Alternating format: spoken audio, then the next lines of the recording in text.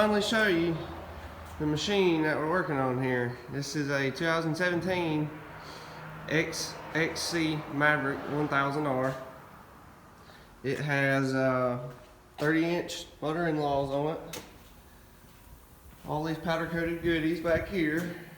Stock exhaust still. We don't want to mess with it till the warranties run out. And still got that catalytic converter in there. Till the warranty runs out, it's going to stay there. She's running Rotax power. This one has the roof and light bar and Memphis sound system, all that good stuff. Little light bar on the back, all the goodies. And this will be its first oil change. And what we have right here is a Can-Am oil change kit that costs about $4,000. So in this kit, you get an oil filter and all the appropriate washers and gaskets and that sort of stuff, and 3 quarts of XPS synthetic blend 4-stroke oil. This is probably the most expensive oil I've ever bought in my life. This is a $51 kit plus tax, but it's highly recommended for this machine, still on warranty. And if you're going to be doing the maintenance yourself, you better be able to show receipts for the right kind of oil if you expect for your warranty to pay for anything you tear up.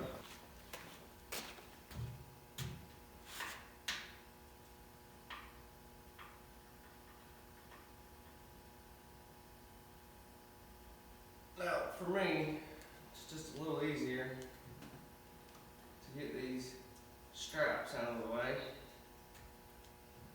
when getting this seat in and out. The sound system that's mounted to the bottom of the roof here also makes it a little bit more difficult to get this seat up and out. I haven't noticed that. Could be a severe letdown. Now to get your seat in and out, you pull this lever right here in between the back and the bottom. Slide your seat like that, and carefully.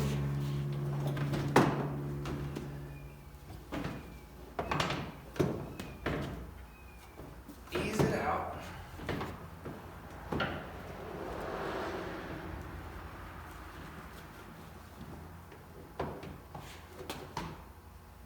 Making sure not to damage too much. And next, there's a ton of push pins.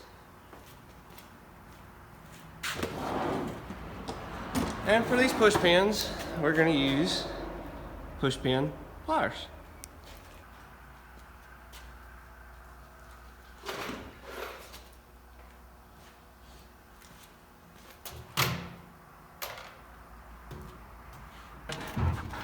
You got all these little push pins that go in here. Still a few of them in here.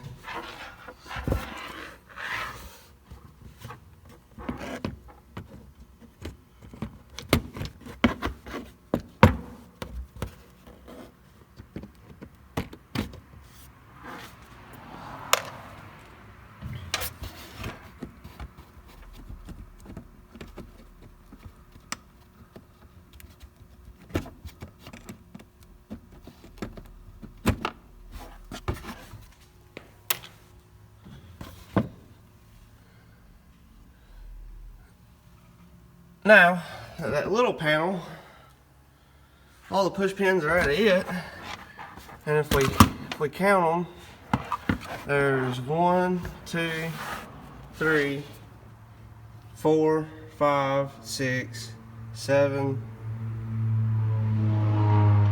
8, 9, 10. And you're going to pull down and forward, and all that comes out. And now you can see a little bit of that motor back there. As you can see, this motor is still very clean. This machine has very, very low hours on it. And now the next push pins that you're gonna have to get out is this bottom plate right here. Now, there is 1, 2, 3, 4 in the back. There is 1, 2 on the sides. And there's 1 or 2 in this corner down here. And there's a few that go along the bottom right here. And that whole plate comes out. And alright, once you get that panel out, which is underneath passenger seat, you can really see what's inside this machine. Very clean still. This is where your oil filter is going to be, and it looks like either 8mm or 10mm, 8mm, and or you could use a torque bit. I'm not sure on the sizes yet. I haven't for the torque bit. I haven't used one on this, but yeah. So you wanna drain the oil out with a warm engine. So we're gonna crank this thing up and let it run for a minute or two. And now any other time I would be listening to some music and all, doing this, having fun with the stereo up top here, but a minute or two here should be fine, just enough to get the oil warm. And I think that's good for me.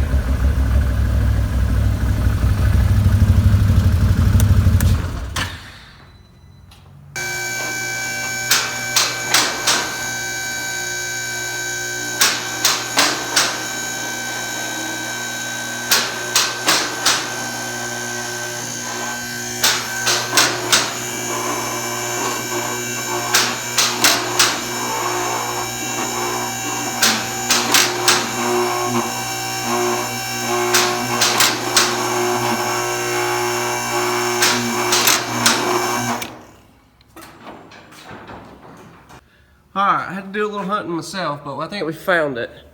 The 17mm bolt right there. In my opinion, that's the biggest hole in the second skid plate. And if you were doing this on the ground, it would be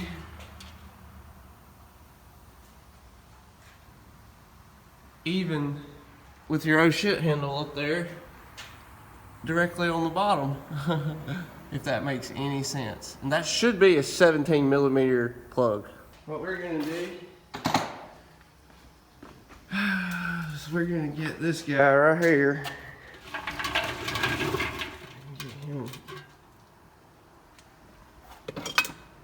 Get him rolled under here.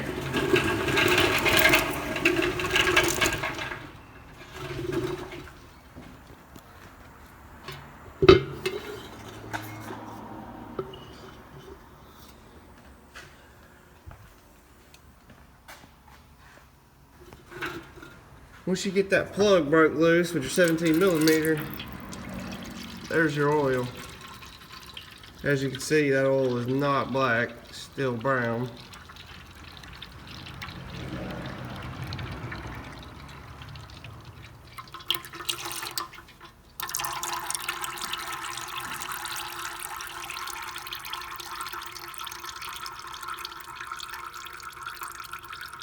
And let that drain for a while.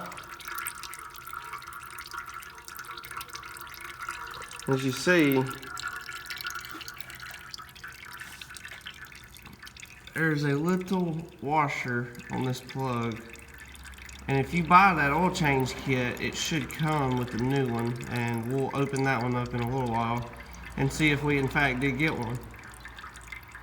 Now in this oil change kit with the oil filter and the 3 quarts of oil, with your oil filter, you're included the O-ring, the what they call a crush ring or crush washer, and a brass washer, which is pretty soft for sealing up also. Oh, so we're gonna take the old one off the plug, put the new one on. But really, if you look at this washer, there's nothing about it that makes it a crush washer. It's just a soft grade flat washer. If you don't have a new one, don't freak out. Put your old one back on, snug the bolt back up. You should be just fine.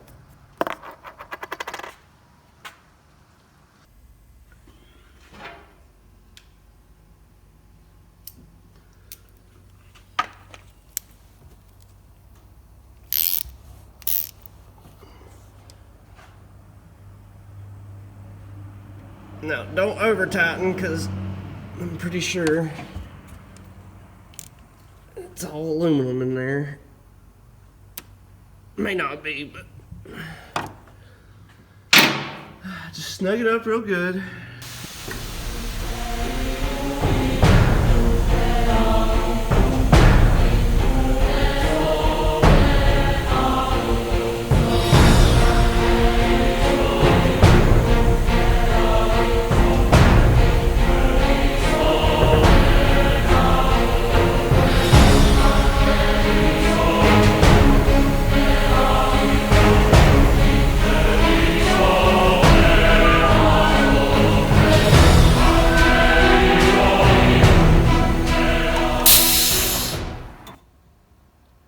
Alright,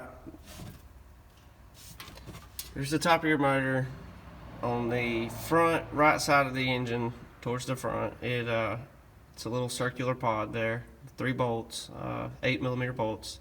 That's where your oil filter is. And I've already broke them loose, so just go ahead and... Now if you're a clean freak like I am, you probably want to stuff some rags down there because there's a little bit of oil going to come out of here. I'm not sure how long these bolts are. About 1 inch long.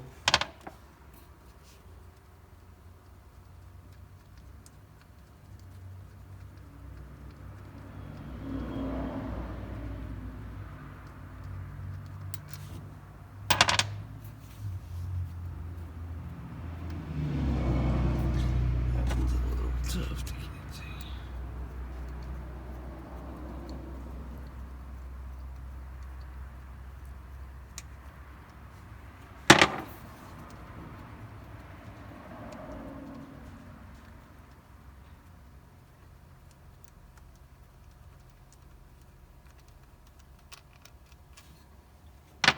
Now, pay close attention at how all this comes off.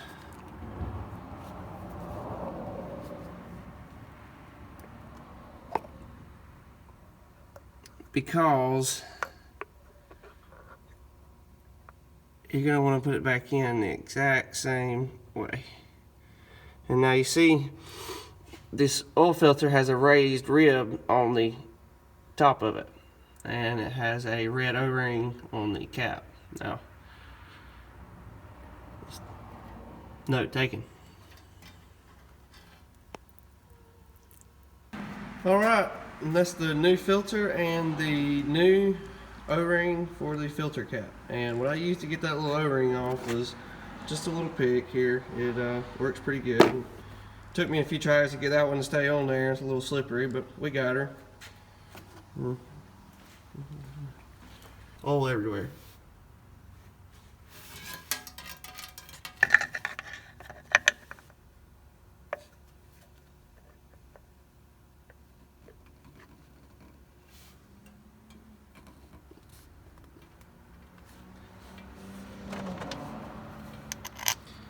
And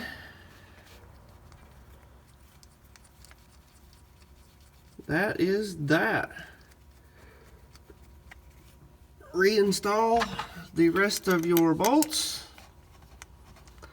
Do not over tighten.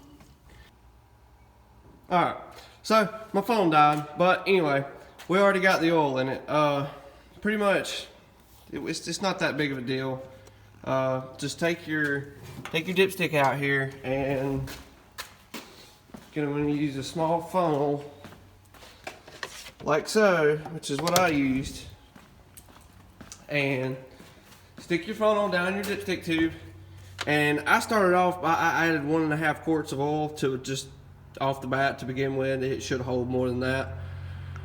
And I added small increments of oil until it was full on the dipstick, and then I screwed the dipstick in, screwed it down tight, and then cranked the motor up and let it run for 1 minute to 2 minutes. And after you shut the motor off, you want to wait a good another 2 or 3 minutes, let all the oil in the engine settle down to the bottom, and recheck your oil.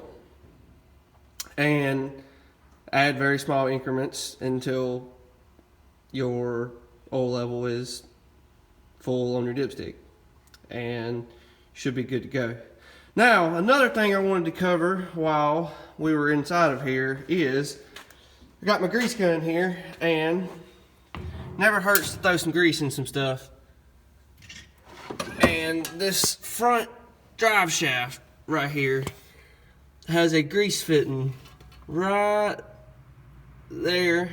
The camera won't quite focus, but there's a grease fitting in there. You might have to put your machine in neutral and roll it back and forth to get to it, but it is there. And there's one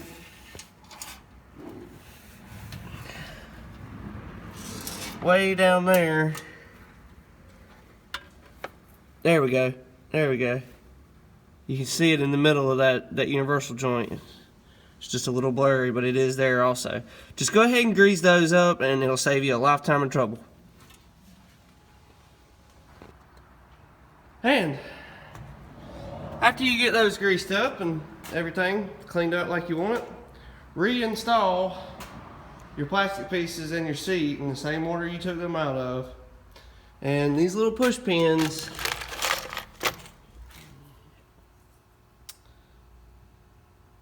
be very easy with them if you don't want to buy more of them. I've took this thing apart 2 or 3 times already. I haven't broke one yet, but in the past I have broke several of these, and over time they get brittle and worn out. But just be very easy with them and have patience, and you won't have to buy too many of them in the future. I almost forgot one other thing also. If you buy the Sport Flow for this machine, it's this little plug right here, from this plug to that plug. That is your bypass. If you have not bought that yet, this plug right here with the orange and what looks like brown and white, to me, maybe a little colorblind, would be plugged into this sensor back here, right here. When you get the bypass, it's simply plug and play. Plug one in here, one in there, male, female, made them up like you should, use your common sense. And I took a little zip tied the harness back off to the power wire. That shouldn't, there's a protective coating here and a protective coating here, and the zip tie is just tight enough to hold it in place, so it shouldn't rub too bad to rub any holes in anything, but just wanted to cover on that also. And once you get that hooked up, when you go to your gauge cluster up there, even when the transfer case is in low gear, your gauge cluster will tell you you're in high, and that's exactly what the bypass does to keep it in sport mode while the transfer case is in its low range mode. So that works great. Spins the hell out of these 30-inch motor in-laws. Pavement, grass, mud, anything you want to be on. But yeah, coming back to you in a minute. Well, alright guys, that was my Maverick's first oil change, and I got everything put back together here. The seat in, the plastic. Yeah, hope you enjoyed the video. If you have any questions, comment below, and I'll help you out best I can. And hopefully the next video will be us ripping this thing up. I appreciate it, guys.